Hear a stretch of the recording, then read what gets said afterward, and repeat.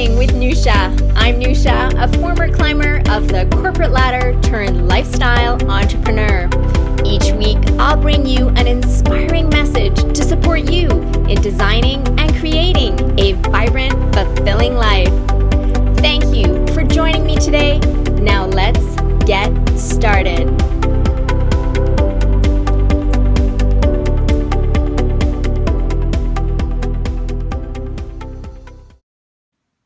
Hello and welcome to Vibrant Living. I'm Nousha. So happy to be here with you today to talk about our spiritual health and more specifically to honor and expand our divine essence to create a masterpiece with our lives. So my intention for today is to create more awareness and understanding about our divine essence and how it can be used as a springboard to create a vibrant, fulfilling life. So let's talk a little bit about the divine essence. And to go deeper with that, within each one of us, there's two very powerful energies. So there's our divine feminine and there's our divine masculine. Now, we all have both of these energies. They exist perhaps in different degrees. It's not dependent on your gender or your sexual preferences. There's no correlation there. We all have both energies, and in some of us, one is more developed than the other. So just to give a little bit of perspective on the different energies, so the feminine is about, I actually have a list here. The feminine is more about emotions. And it's about connection. It's about being more passive, going with the flow, being intuitive, being creative, receptive, empathetic, being able to multitask and being super flexible. And it's inclusive, holistic, and vulnerable. Now, the masculine qualities are being logical, being active, being focused, very linear, powerful, strong, competitive, goal-oriented, problem solvers. And the masculine seeks freedom and respect, whereas the feminine seeks safety and connection. So you can see just by a little bit of the descriptions, get a sense of, okay, where do I hang out most? Which energy do I naturally exude and express? And it's important to know that because part of living a vibrant, fulfilling life is to actually develop both these energies, both our masculine and our feminine. And regardless of if we're a man or a woman, it's important that both these energies be developed within us. Now, I'm going to share with you a little bit of history about how, as human beings, we have evolved with these energies. And you can read more about it actually in the book, The 1 Minute Goddess, by one of my friends, Jean-Pierre Leblanc and Michelle Hall. And you can find this book at the resources section on noushabehbahanian.com. So I'll share a little bit of history about our evolution, and it starts with 3 stages. So far we've gone through 3 major stages of evolution with these energies, and I'm going to use the 1950s as just a place to start. And so if we take a look at the kind of human beings we were being as men and women in the 1950s, you can say that this was stage 1. And you would find that men were quite masculine. They were using a lot of their masculine qualities. And women were very feminine, using a lot of their feminine qualities. And even if you look at advertising, you'll see that there was pictures of women wearing an apron, being in the home, and men were wearing suits and they were out working.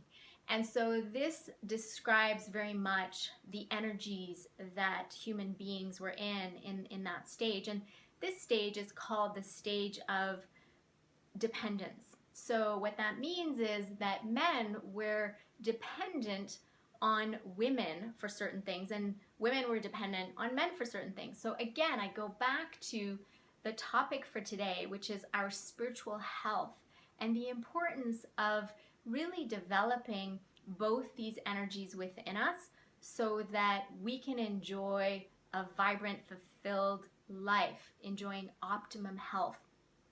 And so in the past, when women were dependent on men, they were dependent on men for safety, security, and financial security, really, in those times.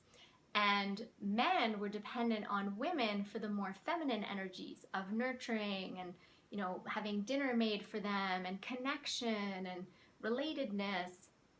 And so as time moved on, we move into the 60s and we move into stage 2, where we evolved even more. And what started to happen is women were craving to really develop some of their masculine qualities, like the ability to go out there and work and create and produce. And on the flip side, men were looking to develop their more feminine qualities, such as being more nurturing and more heartfelt and really being able to feel their feelings and that being okay. And some men even decided to be stay-at-home dads and fill that role of being the nurturer, while the women went out and produced and created out in the work world. And you can see some of the fashion trends, like the blazers came out with the shoulder pads, and it has a little bit of a masculine look to it.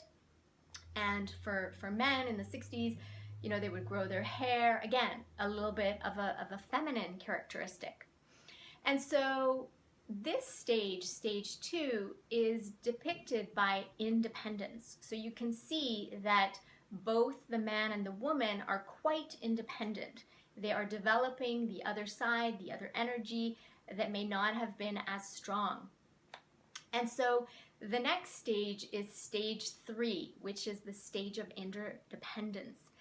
And it's the stage where, as human beings, we have both the masculine and the feminine that are developed within us.